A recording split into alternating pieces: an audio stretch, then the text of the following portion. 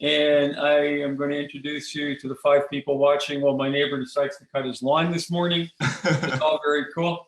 Boy, this is really about his element. This is like definitely broadcasting from home while the neighbor cuts his grass. There you go. Jason, good morning. How are you? Good morning. I'm doing wonderful. I'm just going to tell Jason Adinata is my son. He's actually younger than my oldest daughter, so I consider him to be my son. And not that I'm actually a great father, but it's, you know, I've gotten to know Jason in the last little while. And the fun part about getting to know Jason is that it's actually like going into a candy store. Every time I go in, I get to pick another sweet. He's always doing something different and something extraordinary. The only thing he didn't do was to buy an Apple computer because he's using a Dell and the camera is located in a different position and it really doesn't, it's not a good Zoom computer. Let's be perfectly honest. If you're gonna do Zoom, do not buy a Dell or an Acer. They're not well done.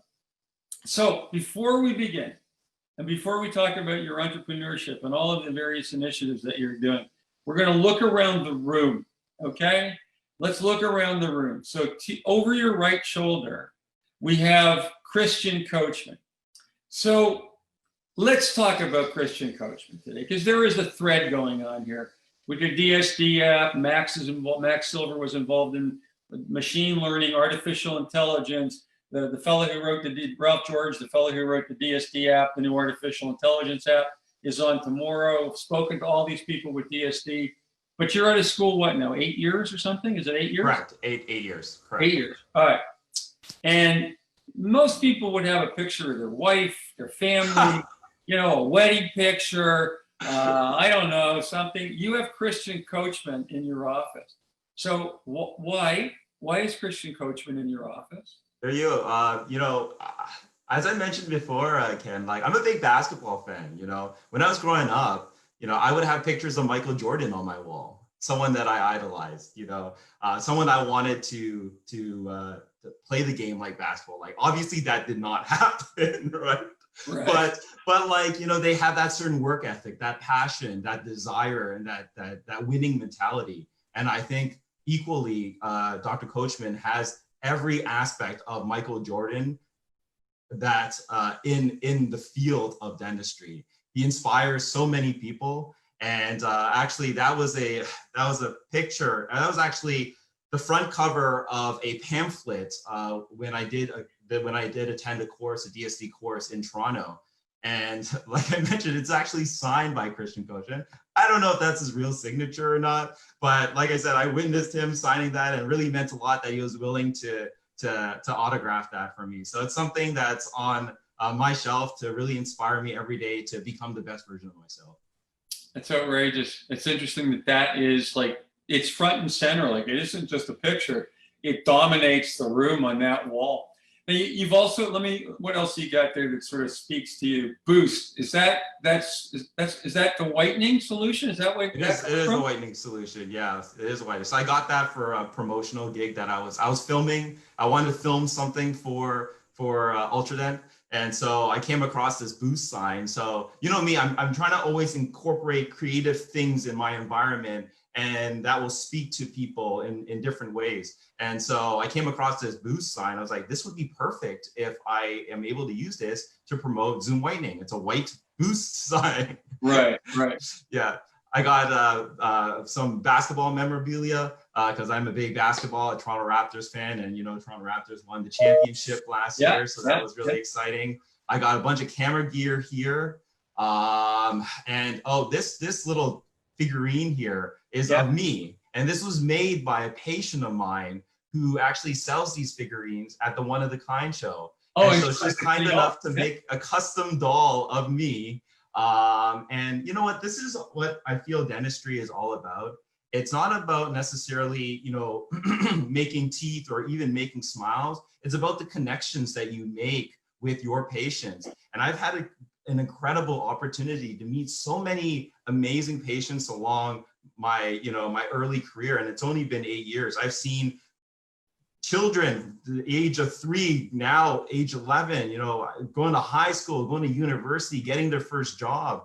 it's just incredible, like being able to grow with these people as a Yeah, general dentist yeah, and working with their families. But essentially, I love collaborating with people. And if I have an opportunity to collaborate with, let's say, a patient and expose their talents and showcase their talents on my platform, that, you know, that I so want to see them succeed, because their success will make me smile. And that's essentially what we're in the business for, smiling, right? absolutely.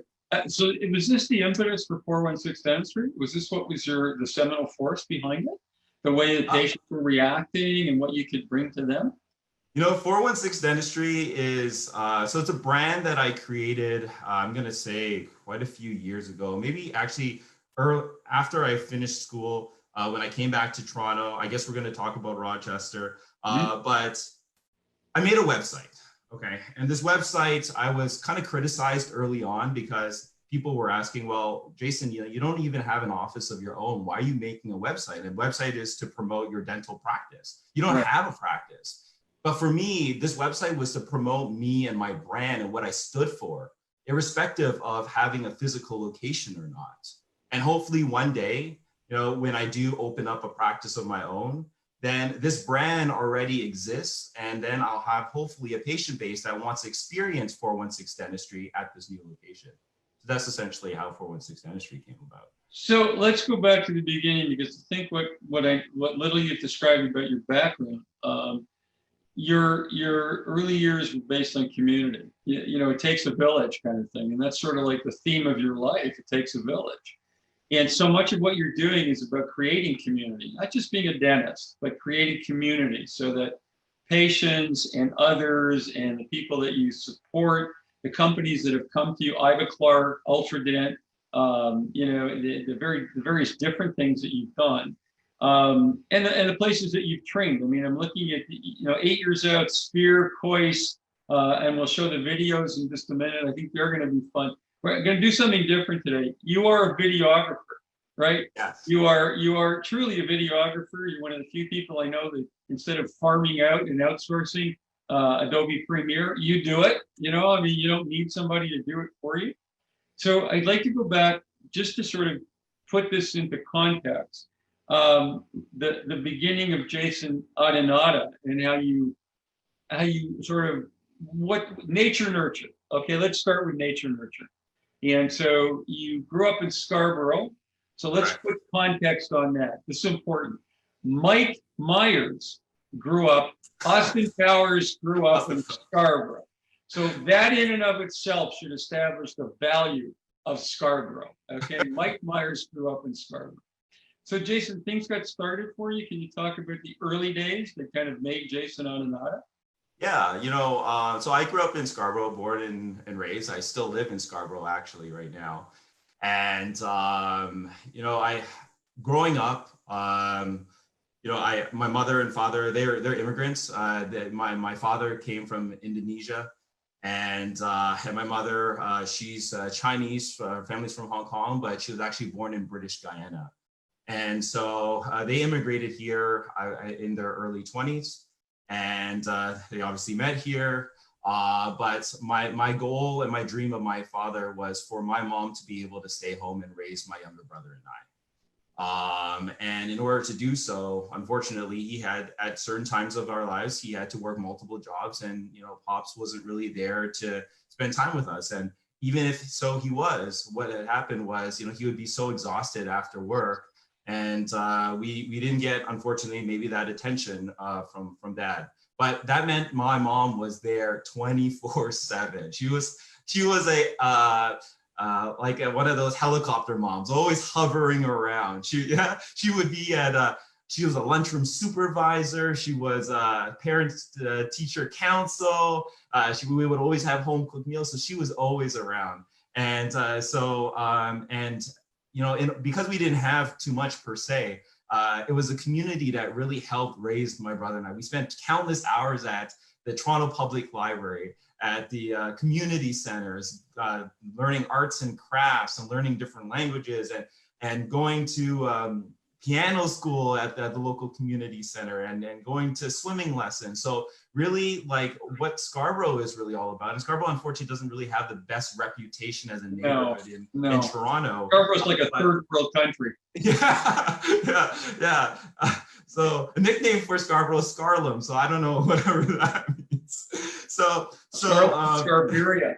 Yeah, there's Scarberia. So like, it doesn't have the best reputation, but what we do have is this sense of community and people from all walks of life, from all over the world, coming together in order to create this amalgamation of all these amazing people. And when we come together, I really strongly believe that the whole is greater than its parts. And that would be like, that's one of the reasons why, you know, one of these days, I really hope it would be a dream to be able to actually open up a practice, maybe 26 dentistry location in my community of Scarborough, to give back to my community. Almost like when LeBron James, and again, I'm a big basketball fan, so you'll have your references, when he went back to Cleveland in order to win a championship for Cleveland. I want to win a championship for Scarborough. So maybe one of these days. Well, but it's interesting because before we start talking about your dental career, like just from a standpoint of a point in time, a milestone, everything you just described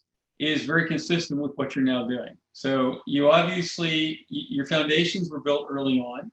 And the point of really raising the discussion was the operative word is community, right? The operative word is community. And that is what all of your entrepreneur efforts, your various initiatives is all about. You are creating community for dentistry in terms of the patient, in terms of the philanthropy that you do, which we'll show in a minute, the people that you've managed to meet fairly early on. I'm going to show a picture of you and Pascal Magnier. So you like hit the high points, like, you know, you've got no place to go, Jason. You're done. Career's over. You got an autographed picture of Chris Yukevich, and you got a picture of you and Pascal Magnier doing the bromance hug. So that's it. Just call it quits, man. You're done. Pack it in. So let's talk. You went through school, all cool. Everybody goes through University of Toronto Dental School, is all good, all good.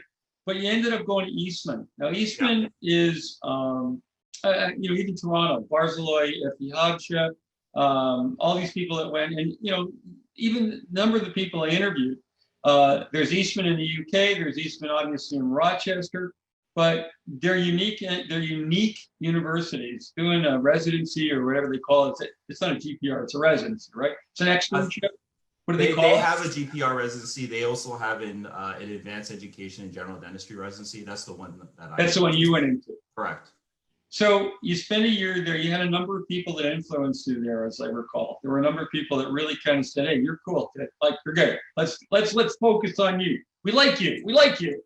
So who was involved with you at that point in time? Who were the people that you got to know well?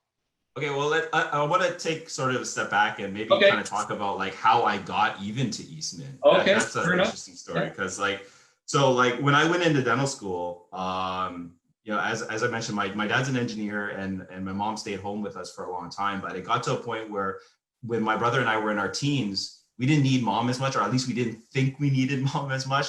Right. So because she was so involved with the school, she became a teaching assistant for special needs kids. And she helps currently, even still, with kids with autism, ADHD, and other issues. So can I hire your mom? I need to hire your mom. So you know, like when I went into dental school, I knew nothing about dentistry really.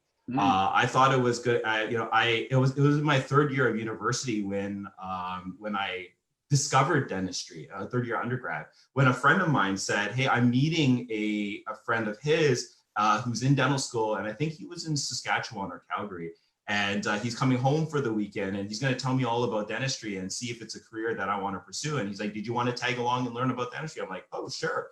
And so from there, I actually shadowed my dentist for a few months, and I said, "Wow, you know, this is pretty neat because there's this artistic element of dentistry. He's making things with his hands, and he's making a difference in his patients' lives." And so that's when I wrote my DATs, got into dental school at U of T. Very fortunate to be able to stay at home in Toronto. But then I soon discovered in dental school, a lot of my colleagues had parents that were dentists, relatives, family members that were dentists, and they almost had this career path already kind of set for them. And so in my third year of dental school, I was like, wow, we're almost graduating and I don't even know how to apply for a job. I don't even know how much money to ask for. And I really do need more training than what I've been given in dental school, because if I want to excel at, what I'm going to do for the rest of my life, I need more training. So that's when I started to think about residency programs, and I heard incredible things about the one in Rochester, which is really a stone throws away from, Toronto, just right across the pond there, right? And so, in all honesty, if there's any younger, maybe dental students or people early on in their careers listening to this, it was the best thing that I could do in my career. It really propelled it forward. And how it helped is you really don't know what you don't know. And really, Rochester not only answered a bunch of questions that I have, but it actually challenged me to ask even more questions. So it made me even more curious about dentistry. Right. And that's, when an individual like Dr. Pascal Magnier gave, a 2-day lecture in Rochester, New York. It so happened that he was there that year. And that's where that photo is from, my time in Rochester. And then my curiosity continued and I wanted to learn more and more. So it's not what I learned in Rochester, but actually it's what it challenged me to ask more questions. But it wasn't just, so Rochester did a number of things for you. We were talking, you said you were an instructor at U of T. Yeah. But it's interesting, you always seem to find the sweet spot in everything that you do. You're not so much an instructor at U of T, but you're not a prosthodontist, but you restore most of the implants being done by the perio graduate, like the perio postdocs. So, in and of itself, when you think about it, you've got Schwartzvid, I think his name, Schwartz, is that right? Yeah. David Schwartzvid. Itzhak works there. You've got all these amazing clinicians, and you're restoring the implants for the perio postdocs. So somebody thinks you're good at what you do, man. That's pretty cool that you're doing that. And that is obviously Rochester kind of built that in. That was only made possible because I got to know a prosthodontist who studied in Rochester. His name is Dr. Bobby Begg, and he has a practice in Vaughan, so not too far away from here. And so that was only possible because of him, because he was teaching at the University of Toronto at that time when he came back from Rochester himself. And he asked me if I wanted to be a part of this program because the periodontists are placing all these implants, but there's a backlog of patients who need to get the teeth in their mouth on the actual implants themselves. And they needed to establish a team in order to actually do this for these patients. So he asked me kind of if I wanted to be part of this team, and I've been kind of working there kind of ever since. Yeah, that's amazing. So in the context of this, I was stunned by what you were doing. It's just not, you're talking about University of Toronto. Like University of Toronto, I think they still serve roast beef as lunch in the cafeteria, right? It's definitely antediluvian. It's just a bit on the conservative side, right? So it seems kind of odd that they would allow this to go on. It doesn't exactly follow institutional policy. All that being said, in addition to spending time at Quais, at Spear, going to see Christian, the Quintessence Symposiums, and all of these, you're a dabbler. You're Invisalign, Ortho, Bites, TCP Light Implant, Digital Smile Design, et cetera, et cetera. It's endless. You're on a quest. You're the Don Quixote of dentistry in Toronto. You're endlessly questing to learn something. But in the meantime, something else started. Your sense of the need to give back was absolutely paramount. It's the very fiber of your being. So here you're trying to get going as a dentist. It's not easy in Toronto. It's oversaturated, very much so. And it's not quite like, in Europe, we hear of these 35 people clinics. It's not exactly the case in Toronto. But you decided that you had another path as well. And that was in media. And you have developed into one of the most prodigious and sophisticated people, certainly in this area, but beyond, because you're taking this, we'll talk about Dental Wanderer in a minute, but you're taking this video, what's the word I'm looking for, tool. You've developed media tools, and by virtue of these media tools, you've gotten to know people at Ivoclar, Ultradent. you've established yourself as a presence of value, like Max had done with his voiceovers. You are actually being encouraged by companies to participate in their promotion and marketing.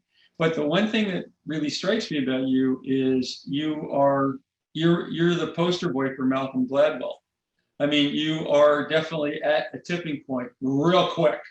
Okay, you amassed 10,000 hours in a very, very short period of time. And so we're going to walk through the videos in a minute, but I'd like to know why you like media. You know, you're a very skilled Adobe Premiere user. You don't have to go spend a fortune at a media company to have CNN style graphics swirling around on your website or when you go do your presentations and such. So where was the fire in that, Jason? Where was the fire in the belly to pursue? Let's start with media, because it's the foundation for a lot of what you've done as well. Why media? A couple of reasons why. You know, let's talk about videography. And I think this is another non-conventional way of getting into videography. I think, you know, when we chatted a while back, you kind of asked this question too. And you kind of asked, you know, did your pops give you like a video camera when you were young? And did that kind of inspire you? Was that the catalyst? But you know what? It actually wasn't. Like, it was about maybe 4 or 5 years ago when I got into videography. First of all, like, photography has always been a part of like how I practice dentistry because of Eastman. You know, actually at Eastman, it was mandatory to have a DSLR camera to document your cases. And so in dentistry, I was incorporating photography since Eastman, but then videography was kind of neat because, and how I got into it was because, not because I've had a video camera in the past, but how do I say this? It's because I was at a stage in my life where many of my friends were having kids. Okay, Ken? And they were getting married. You decided to have a video camera instead of a kid? No, check this out. Okay, they had kids. Okay, and I was watching them grow up. And they always had their camera phones on this kid, taking pictures of their kids, videos of their kids growing up. And then I kind of reflected on my childhood. And again, we didn't really have too much. So we never had, I don't have a single video of myself growing up when I was a kid. My whole childhood is encompassed in one photo album that is in my mom's shelf. I know where exactly it is. My whole childhood from 0 to 18 years old is one photo album. So we never had this. The camera that we had growing up was a little point and shoot, the one that with the dial, and you just give it to the, you know, Black's photography to actually expose. So the Instamatic, was that what it was? The Instamatic? Yeah, something like that. Exactly. Yeah. So I never had these things growing up. And then, you know, my wife and I were like, you know, I was like, I don't want that for my kids. I want them to be able to see them growing up. Like, I have this like fragmented story of like my childhood, and I didn't want that for my kids. So I was like, before we have kids, I want to learn videography so I can actually create videos for them, so that they can see themselves growing up later on in their life. And so that's actually the reason why I got into videography. Being able to hopefully one day be able to tell the story to my kids in a visual sense of their childhood that I didn't unfortunately have. And so I think that was the fire in my belly to learn videography. And everything I learned, it was actually on my own on YouTube. Like, University of YouTube can teach you really anything as long as you have an interest and passion for it. Right. So I would come home from work, you know, watch countless hours of YouTube, trying to learn how to do, use Adobe Premiere, try to learn how to set various settings in your camera, learn speed ramping and all these transitions and all these things. And so that's kind of how, you know, I got those skills. It was just actually mainly from that. So it is sort of like, again, it's like psychotherapy. You know, you have certain behavioral skills. In your case, it was videography and marketing skills. So where does this desire to be philanthropic and use marketing, creative marketing and multimedia, you've got a production company going right now, which is kind of cool. But so but you've got, well, let's talk about the 4 different tracks before we start talking about the video.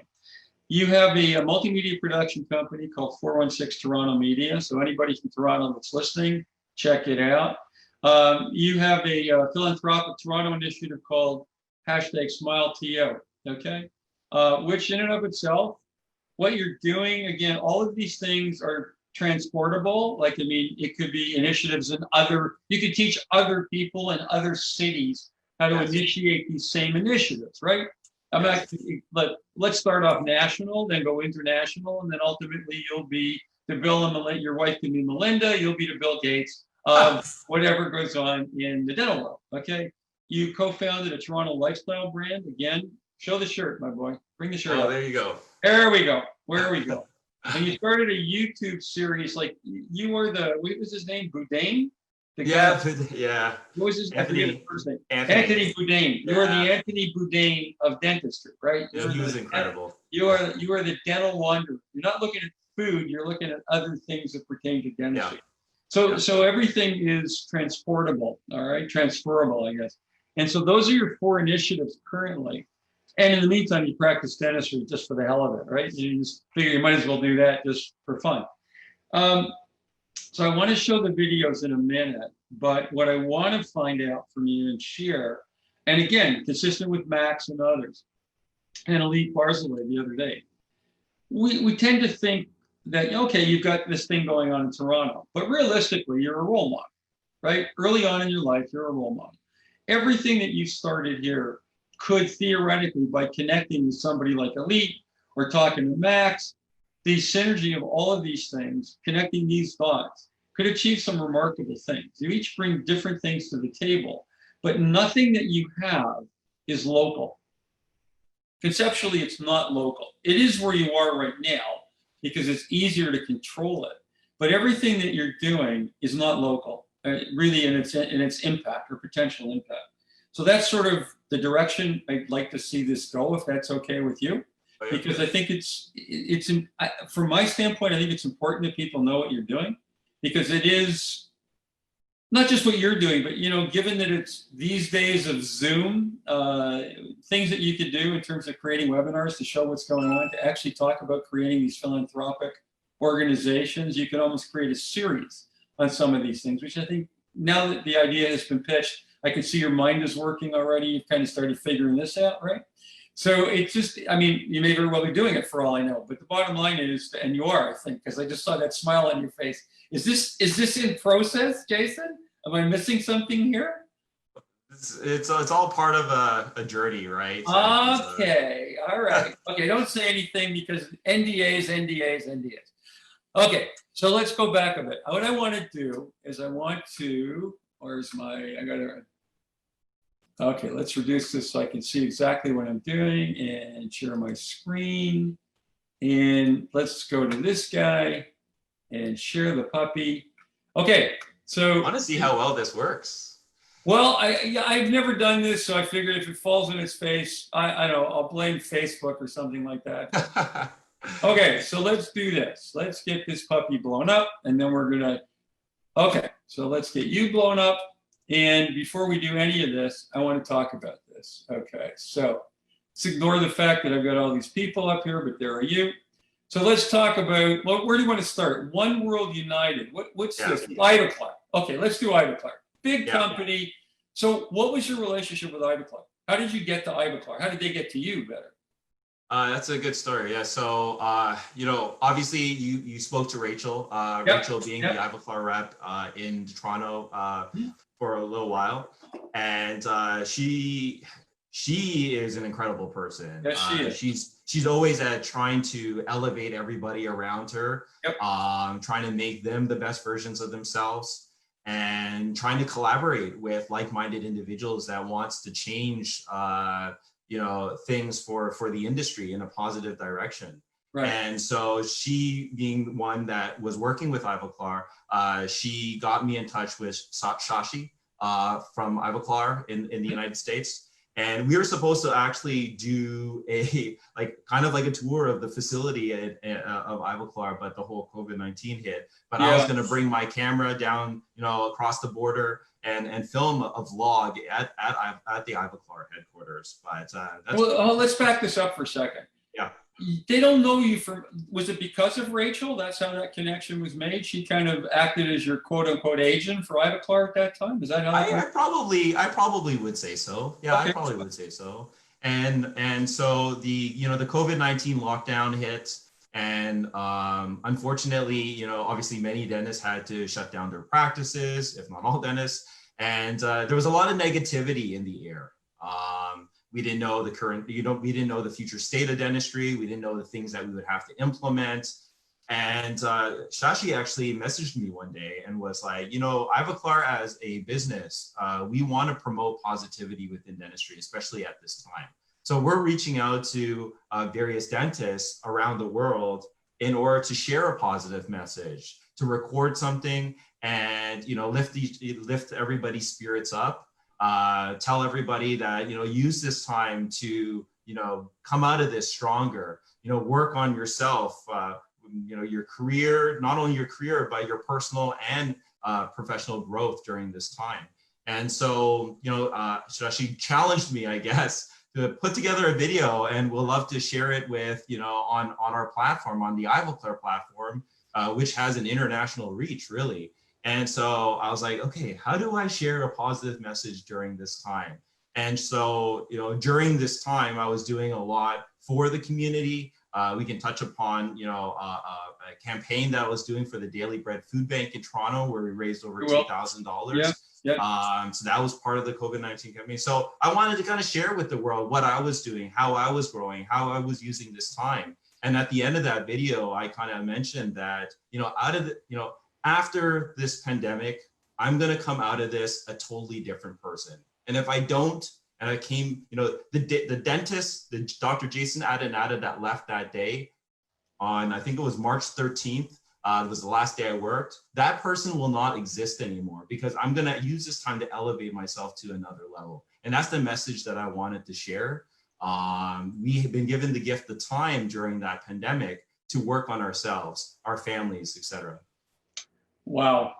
That was brilliantly put. I've never thought of it that way. We are not the same person going in that we are coming out. That's intriguing.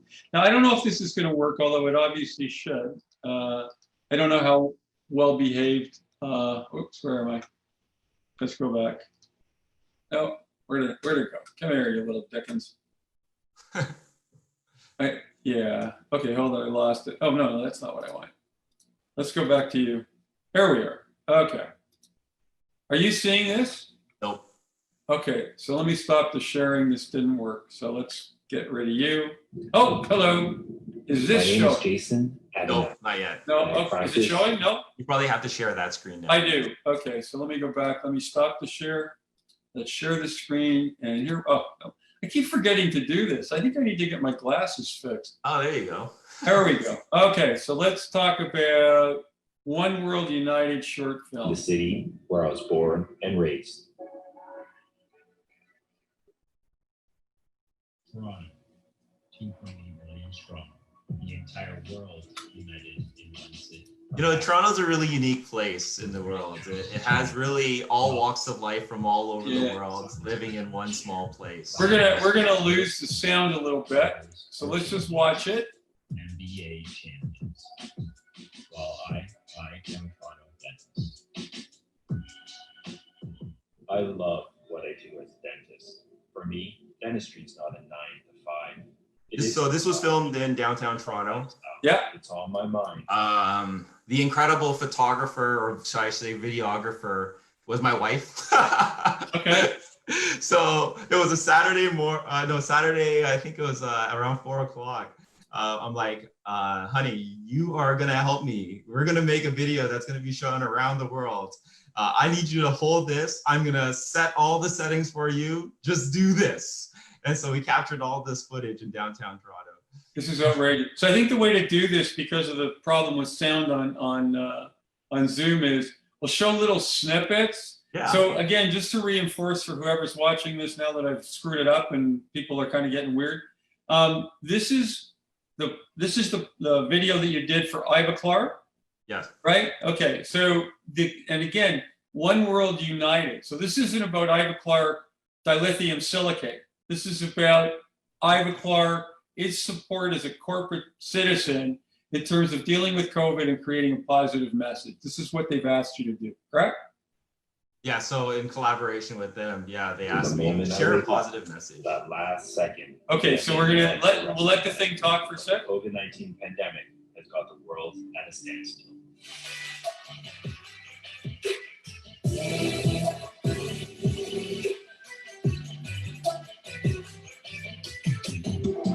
It makes me wonder, what is the message of this moment? The last day of practice dentistry in an operatory was Friday, March 13th. All I hear now are words like lockdown, isolation, quarantine. So does that mean I slow down or even stop? No, I'm gonna keep going harder than I ever did before. I told myself, I'm a professional. I'll train like a professional athlete. I'm not gonna make excuses. Instead, I'm gonna make adjustments. They say life isn't about waiting for the storm to pass.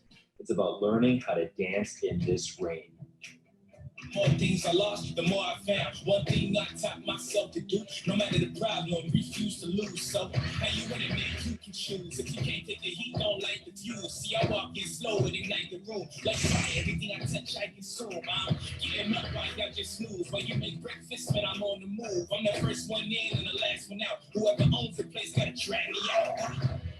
My dance, my waltz, pretty much practice and training on models, typodons, reading literature and books, consuming webinars and listening to podcasts. Soak up information like a sponge.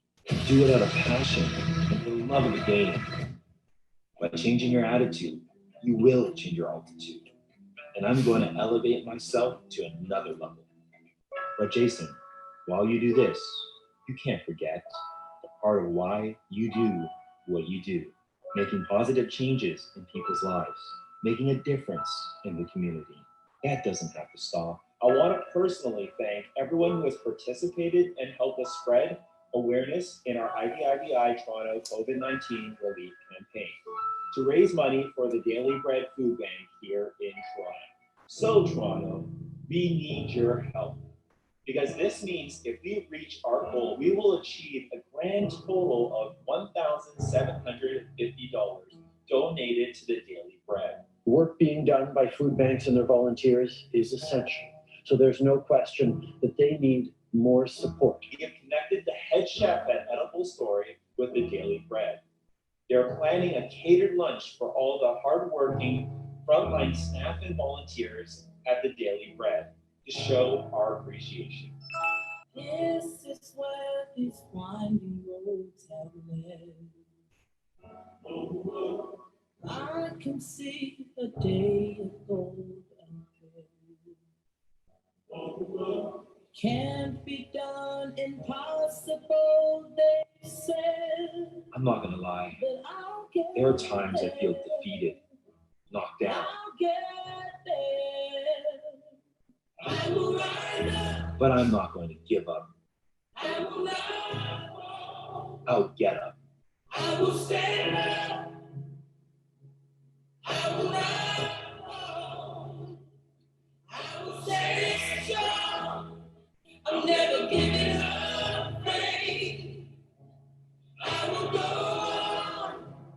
I promise after this storm, the dentist I was on March 13th, 2020, he will not exist anymore. Because rain brings growth. Growth, whoever you are, a dentist, a husband, wife, father, mother, brother, sister, a human being, that growth is the pot of gold at the end of the rainbow after this storm.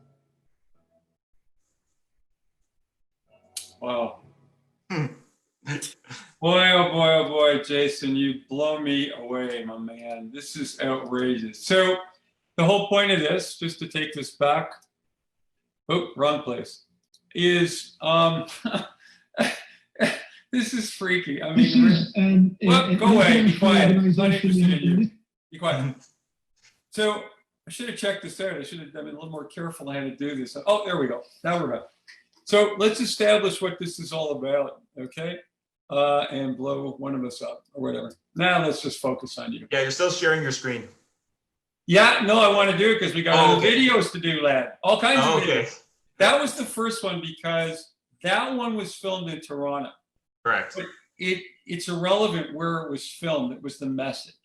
That video could literally go around the world, okay? And because the message is what matters. It's not the locale. It's not the geography. Granted, it's in English. It may not translate like IFC could do voiceover or whatever. But that message is so powerful, so incredibly on point. Because a lot of what's going on with COVID is that everybody's been running around as a dentist going, PPE, I look like a spaceman, I look like this, I look like that. But the positivity message is that hasn't been there. We've been looking at the virology, the molecular biology, the need for vaccines, therapeutics, you know, dealing with aerosol, all of these things that we focused on with COVID. But that's the most fantastic positive take-home message of all. I mean, that video, which is current and positive, and the way the script, you wrote the script, I assume, right? Correct. Okay. Correct. So let's establish the credibility here. First of all, your wife was a videographer, but you were the editor, right? You were the video editor, right? My wife is far from a videographer. I just give her the camera, she holds it, and but yeah, she was filming. The raw film Correct. was obviously brilliant. It's my wife. You put, okay, so we're gonna give, okay, she gets an executive producer credit. There you go. So you put this all together, and this is something I'm sure if somebody like Miguel Stanley or somebody that's involved in organized dentistry or anywhere, it doesn't matter. They could be in Australia, they could be in Timbuktu. It doesn't matter, but that is the most positive message that has, at least from my perspective, whatever limited viewpoint that is, that I've seen throughout COVID. It's brilliant. So thank you for that. Oh, thanks. Now, the other thing that I want to talk about or show is the Dental Influencers Alliance. Now, can you explain what the DIA was? I know Rachel was involved in this, again, through Ivaclar. So once again, networking, right? I mean, I spoke to Rachel, it was great. Because again, she's now with BioHorizon. She is an Instagram influencer. We're seeing this all over. I mean, Slow Dentistry, Rana Eskander is one of the slow dentists. And she is just an amazing social media influencer out of the UK. So let's take a peek and let's sort of set up the Dental Influencers Alliance. Okay, so here we go. So I guess while you're setting that up, like one of the purposes of these videos that I wanted to create was to really showcase to the world, the incredible things that we do as a dental community. Mm-hmm. You know, the traditional notions of a dentist, unfortunately, hasn't been too positive. Dentistry had a negative stigma and still probably does have a negative stigma around it. You know, many patients don't feel maybe necessarily comfortable or very enthusiastic about going to the dentist. But like, I questioned to myself, like, why is that? Because we get to do incredible things, making huge positive impacts in our patients' lives. And like you mentioned, Dr. Miguel Stanley, he's an incredible spokesperson for dentistry. Like he is incredible, the things that he's doing to spread that message about how dentistry is such a powerful profession, and we can make incredible differences in our patients' lives. And you know, I wanted to show that. I wanted to show what goes on behind the scenes of a dentist, and not only of a dentist who sees his job as a job, a 9 to 5, but really sees dentistry as a lifestyle. Mm-hmm. And like my mind doesn't turn off once the clock hits 5 o'clock. You know, part of my job is really, you know, constantly learning, you know, listening to podcasts, going to courses all over the world to try to excel and be the best version of myself. And I wanted to show that to patients, the dental community, that these are things that we can do, and those resources are out there. And like I said, like early on in my career, I didn't know anything about dentistry, and every single detail, every minute detail that I know about dentistry is because someone was willing to share a moment, a second, a minute, an hour, days with me to teach me about dentistry. And I greatly appreciate that. And so I wanted to share that with, you know, other dentists and challenge them to like learn and like get out of their comfort zone and see dentistry and how it's done around the world. And I guess that's how actually the Dental Wanderer actually came about, but we'll talk about that later. We'll show that in a bit. So this is the Dental Influencers Alliance 2.0. Right. So what exactly is the Dental Influencers Alliance? That's a good question. Like, I'm probably not the best person to necessarily ask, just because I have no real affiliation with the Dental Influencers Alliance. I was just a participant, somebody that wanted to attendee, you know. But again, going back, you know, I wanted to tell the story of what dentists do when they're not in the clinic, and this was a big part of the dental community now, like connecting people, networking. And I heard about the DIA, and I heard about how so many wonderful clinicians are actually at the DIA networking the very first year they had it. And I heard many of my colleagues were going to be going to it, and I felt obliged to go and hang out with them and connect with them. And I wanted to create a behind the scenes video of like what goes on, a vlog of what goes on at DIA. So that's actually how this video came about.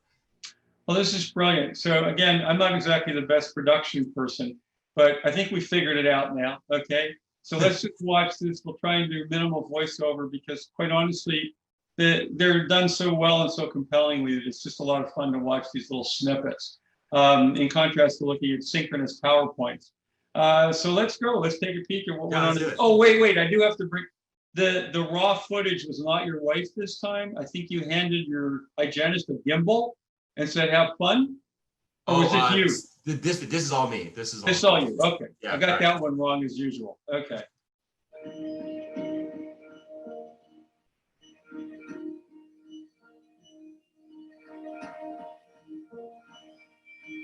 And we're downtown Toronto at the Faculty of Dentistry. Thursday mornings, I'm here at the ORC clinic helping those patients with dental implants. And tomorrow, we're going to be in Scottsdale, Arizona for DIA. So pumped.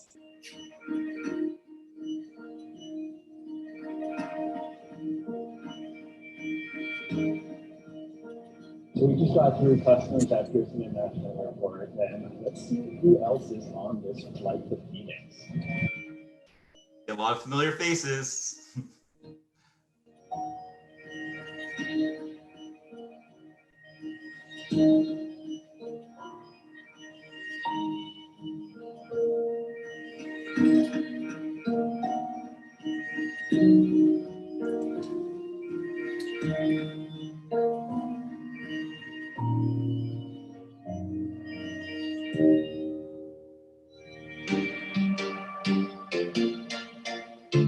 That's Rachel, Gordon. It was Rachel. Yeah. We're moving through the night like we're from a different star, flying over streets and the broken hearts. But they can even touch us. We found a different DIA here. I'm excited. Carlos de Carvalho, such an amazing man. So amazing. But we go around to the end of the run without sharing. We all up again. And we're all friends till the morning. Maybe because we got it right. Ain't nobody gonna understand. We go through second morning. Maybe because we got it right.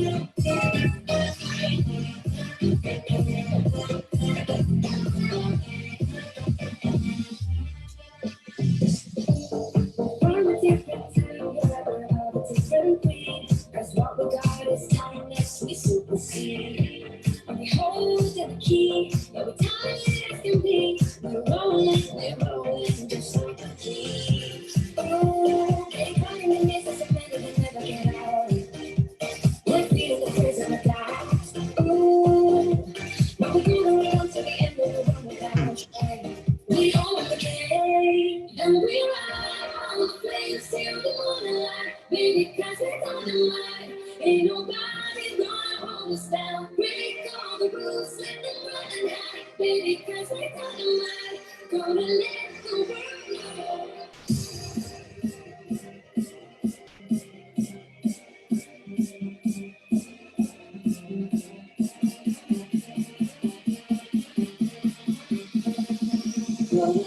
The world knows.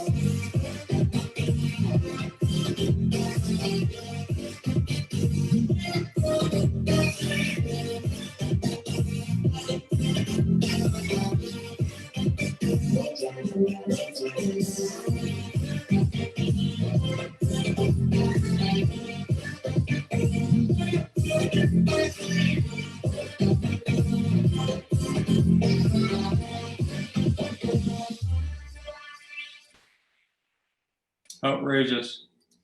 So it's kind of interesting, you know, not a big deal. A couple of B-level celebrities, you know, John Coyce, like who, you know, who's he? Like, you know, not really a big deal. So again, let me go back to where I was. All right. So here's the thing. What you put together in terms of, obviously, I mean, this is done. I'm not saying it isn't done, but you're doing it as a dentist doing it. But first of all, your artistic style is unique and distinctive, I think, anyway. You know, it's so upbeat, like what you did with COVID. I mean, I could not wait to show up for Dental Influencers Alliance 3.0, right? You kind of made the point. The camaraderie, the education, just the whole concept of going back and forth. I think it's quite brilliant, and certainly something that is reflective of your passion for dentistry. It jumps off the screen, like it just in the face. It's in the face excitement and passion. I think that's so brilliant. I think that's so brilliant. So I don't want to do Kois because we just showed it. I want to do the Dental Wanderer, and I would like to do the donation to the Daily Bread Food Bank. So, and this of course fits into the philanthropy and the Wanderer part. And it just is an exemplification of what you're doing. So the universality of the first one, the fact that being involved in community, the camaraderie, especially now, it's kind of nice to look at that, given that we're in the midst of COVID and we're sitting 6 countries apart to do social distancing. So let us look at load this little puppy up. Before we start the Dental Wanderer, okay, I guess we're not starting the Dental Wanderer, but the interesting thing is with DIA, it was, you know, in that video, I mentioned this saying or this slogan, community over competition. Yes, yes. And there is this vibe in dentistry where there's this ultra competitive vibe, particularly in a market like Toronto, where there's a dentist or multiple dentists in every corner in major intersection in Toronto. Yeah, we call it the Starbucks dentist, right? Yeah, there you go. Starbucks dentist, yeah. Exactly. But you know, my mindset is there's so many incredible dentists out there, and there's so many patients, and we really got to connect together and collaborate together in order to elevate dentistry as a whole and stop looking at, you know, what's happening within our 4 walls and try to collaborate with like-minded individuals.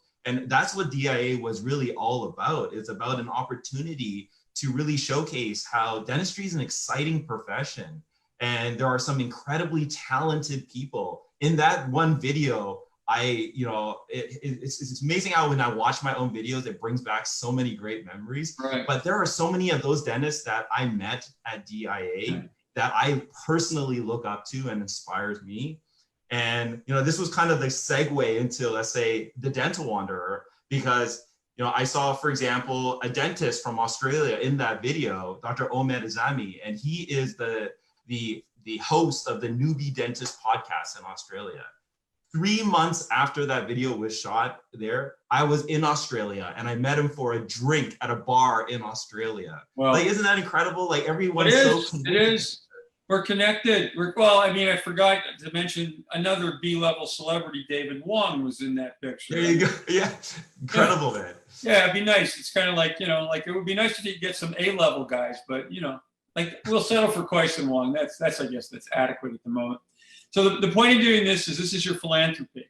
We saw a piece of it in COVID, but this is interesting in the context of you you are a member, this is community, but you are a dentist giving back to community. You're part of the educational and academic community, and you delivered probably one of the most positive messages, like we said, about COVID. That, I hope that somebody like Miguel sees it. I hope they have the same level of appreciation, because they would be in a position to push that out worldwide. Certainly because people who work for Ivoclar or know Ivoclar, and the fact that it was sponsored by Ivoclar, that is a global distribution must, in my invaluable or my lacking value opinion. I guess that's what I was getting at. You know, it's funny, I feel self-deprecatory today. I look at, you guys are all under 40. It's like freaking me out. You're all under 40, and look at this, the sheer enormity of the level of your accomplishment to date. Let's take a look at the food bank. Yeah. So a couple of minutes of the food bank. So we are outside of the Daily Bread Food Bank here in Toronto, and as you can see, we are fighting to end hunger in our communities.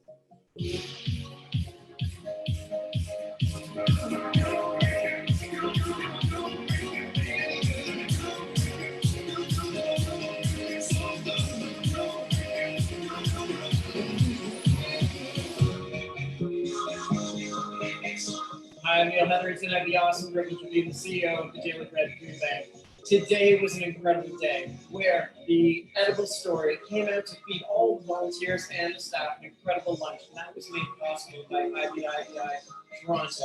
And without them, we would not have the fuel to be able to continue on doing the great mission we are doing, which is making sure that all of Toronto gets fed. Thank you on behalf of the board of directors, staff, and most importantly, the people that need the food bank.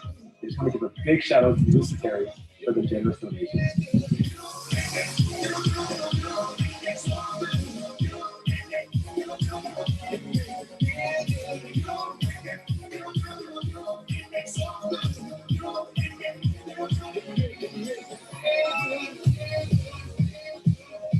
Thank you to the Daily Bread Food Bank, to all the staff and to all the volunteers who are stepping up so often to do good in our community.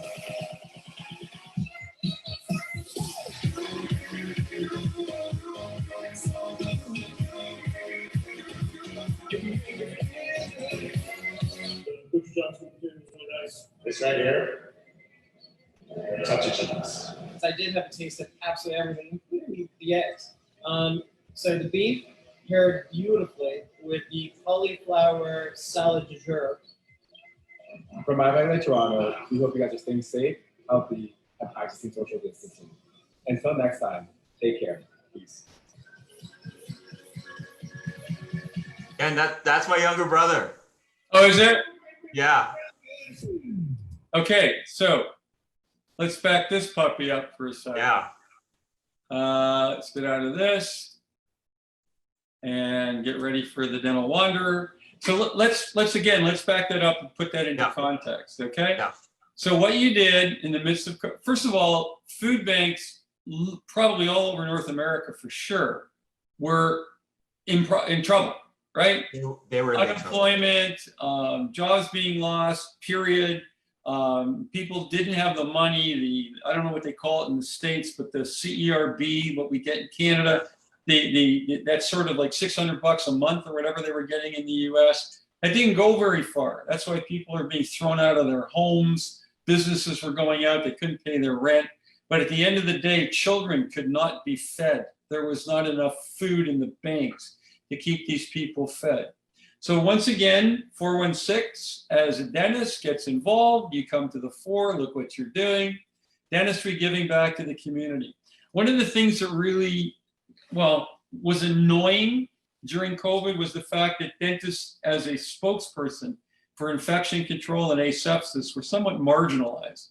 You know, you heard from Dr. Bricks, you heard from Dr. Fauci, and you should have been hearing only from Dr. Bricks and Dr. Fauci. But there was no dental representatives. And so as such, what you did on a community level could have been replicated everywhere. To have dentists go out and do that. I mean, the most compassionate part about what you're doing is your ability to photograph a video, to do video, to compile it, And to just, these are like Steven Spielberg vignettes, perfectly timed, everything under 5 minutes is perfect. But it would have been interesting if so many more dentists had the access to do this. So you're not only you're going to be applauded, but your initiative is staggering. And wouldn't it have been nice if dentists around the world for sure, but certainly in the United States, where it's really impactful at the moment, considering that 25% of the cases and the deaths are going on in the United States, if this had been part of the push out in terms of helping people out. So let's go to the Wanderer. We'll sort of do that as the last one. But tell me about why you decided to do the Wanderer series. This is a whole other ballgame. Yeah, the Wanderer series is neat. You know what? Like I said, during my time in the United States doing my residency, I was so inspired by what I was seeing. Oh, my name is Ahmed and Hold on, sorry. Yeah. Okay, go ahead. So I was so inspired by what I was seeing, and there was incredible dentistry being done all around the world. And I really wanted to, in essence, kind of capture that. And the very first episode of The Dental Wanderer, and I guess this is how it all started, was actually filmed in Indonesia, because my father is from Indonesia. And like I said, my father's not a dentist, but I told my dad a couple of years ago that I've been seeing some incredible dentistry being done in Indonesia. I don't know what it is. And my dad said, that's impossible. Indonesia's a third world country. I grew up in a small town, Surabaya, whatnot. I'm like, Dad, I've been talking to these guys and I really have to meet them. I want to know what inspires them, to create really incredible world-class dentistry. And so I told my dad, I'm going to go to Indonesia. And he's like, well, if you're going to go, we're going to go on a family trip. So we actually went together as a family, because it was been 20 years since I actually went back to Indonesia.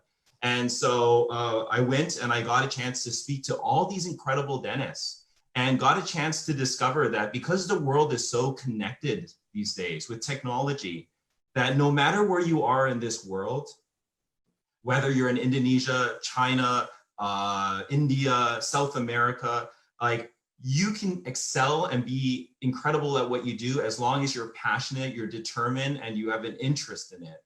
And that's what I witnessed in Indonesia. I saw, dentists that were working on the busiest street in Jakarta, doing incredible dentistry with CREC machines, scanners, and whatnot, to a dentist working in really his backyard. A clinic that's attached to his house that had a separate entrance in the rear. And you would have to take off your shoes in order to get into this clinic. But I witnessed amazing dentistry. And so I really wanted, as I mentioned earlier, my upbringing is a really important part of who I am today. And I really strongly believe that everybody is a product of their environment, in a sense. And I really wanted to figure out, what made these Indonesian dentists, do the incredible things that they do. And then I was like, wow, I have now an opportunity. I've been talking to, let's say, Megagen Canada, and they were going on a trip to visit Megagen in Korea. And I'm hearing all these incredible things about Megagen. And at the time, Dr. Miguel Stanley was, talking on behalf of Megagen. And I'm like, wow, they have a spokesperson like Dr. Stanley talking about their products. I'm like, you know what, if I have an opportunity to fly to Korea, I'm going to go to fly to Korea. Right, we did an episode in Korea. And then the episode that you're going to show is on Australia. And I hear a lot of, similar things about Australia and Canada. But what I was seeing in Australia done by these two individuals were just incredible, and how they're changing the game of dentistry and where they are. And I wondered, what is it about Australia and how maybe they grew up in their upbringing? Maybe almost like passing the baton series that you did. Yeah. Trying to figure out, what made these individuals who they are, and how did their environment influence them and their daily lives. And so, this is the third episode, which was filmed in Australia right before the COVID-19 pandemic hit. This was filmed in February of this year. And I can't wait till, in 2021 to hopefully be able to unite and meet with other dentists, incredible dentists around the world. Episode 4 and 5 were already planned, but unfortunately, because of the pandemic, it was not able to happen. Episode 4 was supposed to be in New York City. because of Dr. Andy Merle, that she works at Appa Rosenthal. And I was invited to, shadow and see what they do at Appa Rosenthal and at the Aesthetic Advantage course. And I was also supposed to meet Dr. Adamo there in New York City, and he was actually shown in that DIA video. So I connected with him at DIA, who's an incredible, he is a creative individual, Dr. Adamo. And episode 5 was supposed to actually happen. It was in the talks, and this is something that I was absolutely excited for. It was supposed to be in Brazil. Okay. Yeah. Wow.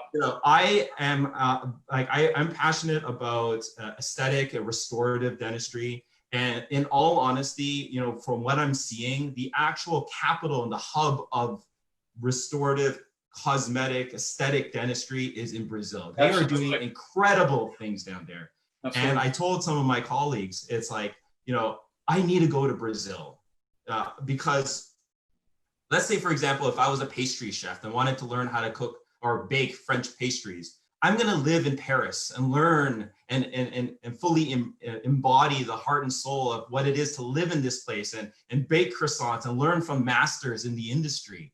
For me, if I want to be a clinician that excels at aesthetic, cosmetic dentistry, for me, it's going down to Brazil. And not only learning from some incredible clinicians down in Brazil, but really understand what made this place so special to become really the hub, the beacon for aesthetic dentistry. So I was actually supposed to meet Dr. Carlos de Carvalho down in Brazil, and he was going to show me around. I was supposed to attend a course of his in Brazil, but unfortunately the whole COVID-19 pandemic hit. But well, let's put it this way, my son. Let's put it this way. If you took the first video that we showed, the one on COVID, and you distributed this all around the world, I can assure you that the Wanderer, sir, you would be Dr. Anthony Bourdain, PDS, without question. Because you would end up being in South Africa with Howie Gluckman, you would be in Moscow with Samuel Blyan. Jin Kim would probably take you back to Korea to visit. I'm sure people like Isaac Towell would be schlepping you over to Megagen. Dr. Huas would be dragging you to do with, and the place, I just jumped down to my brain. I would love to see you go meet with Ziv Mazor and the other people in Israel. Ziv Mazor is certainly one of the gods of implant dentistry. And what a treat that would be to do a Holy Land trip with you going to see Ziv and traveling around throughout Israel and such. That's incredible. The opportunity. Well, again, this is the point of doing this stuff, man. I don't know who's going to watch it, and hopefully people will share it. But getting the word out on Jason Adinata was the whole point of doing this, and on Max, on Rui, outrageous. Let's take a while. This is okay. This is 7 minutes. Anybody who doesn't want to watch it, they can go to the bathroom or just call it a day. But I think this is definitely worth it. All right. Hello, my name is Omer Azami. I'm host of the Newbie Dentist podcast. I had the awesome pleasure of meeting Jason and his lovely wife who come here to Melbourne, Australia for a course in dentistry. You're about to enjoy a tour around Australia for episode 3 of The Dental Wanderer.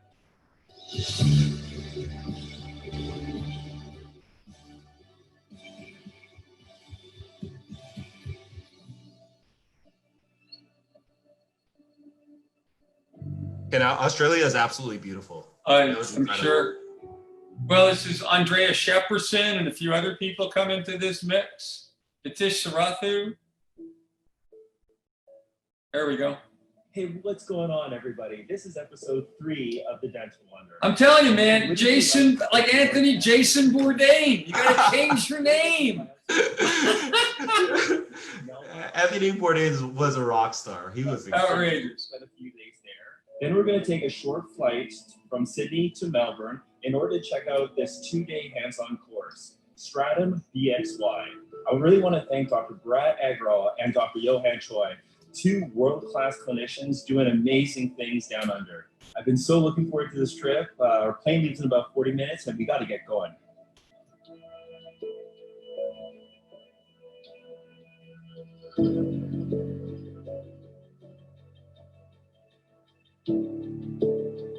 After spending 22 hours in a plane, we're finally here at the Sydney airport. We are going to grab our luggage and then take the train in order to get to the Airbnb and freshen up to grab some food.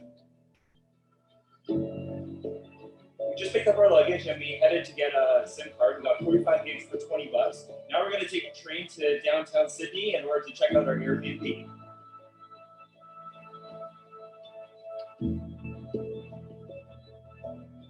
So at the airport, we got an Opal card. The card is free, but the minimum amount that you have to put on the card is $35. From the airport to Central Station, where we are at, it's about maybe a 10-15-minute train ride. It costed about $17.50. Now we're going to actually grab some food because the Airbnb is not ready yet. So let's go eat.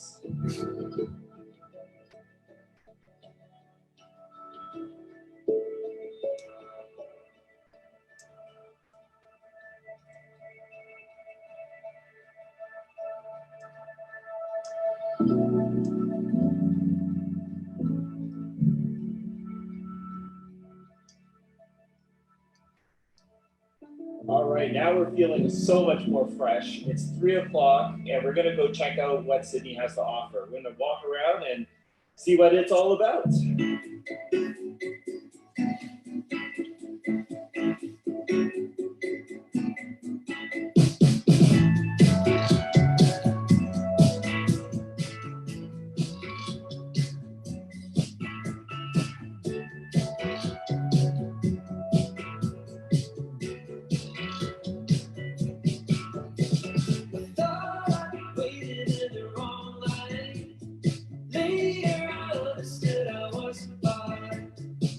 Sydney was an incredible city. It was outrageous. Unbelievable. I told you, Jason Bourdain, look at this, the whole foodie thing. Yeah.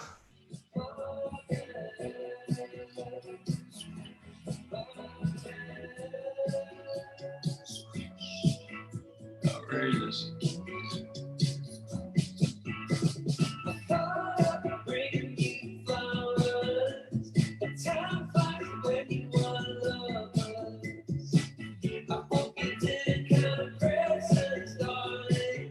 Look at that. You don't see that in Toronto. It's beautiful.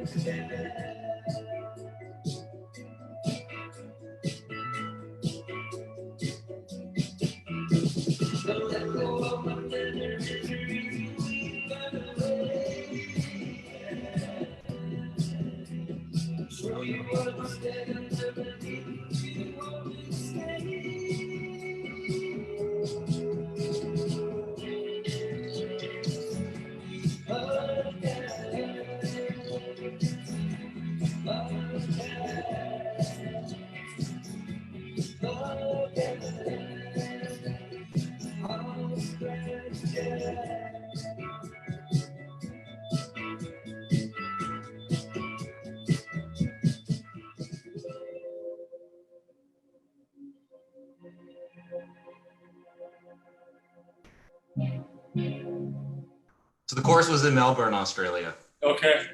Yeah. Another beautiful city.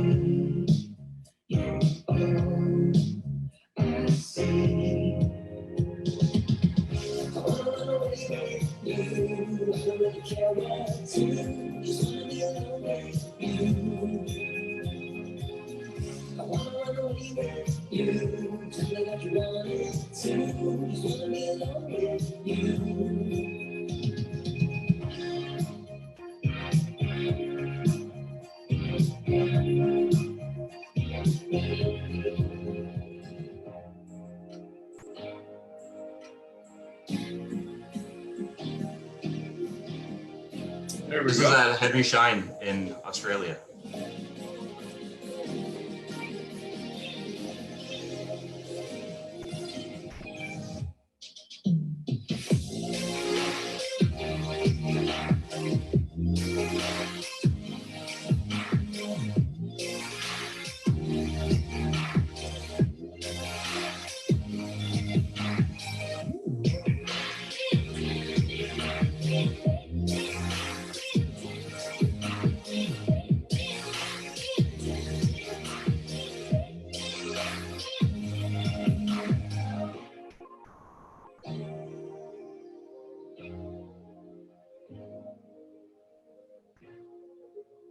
So this is actually really important. This is what I found out. The coat of arms in Australia has an emu and a kangaroo on it. And the reason being is neither of these animals is capable of moving backwards, and therefore symbolizes Australia's progress in the forward direction. Oh my goodness.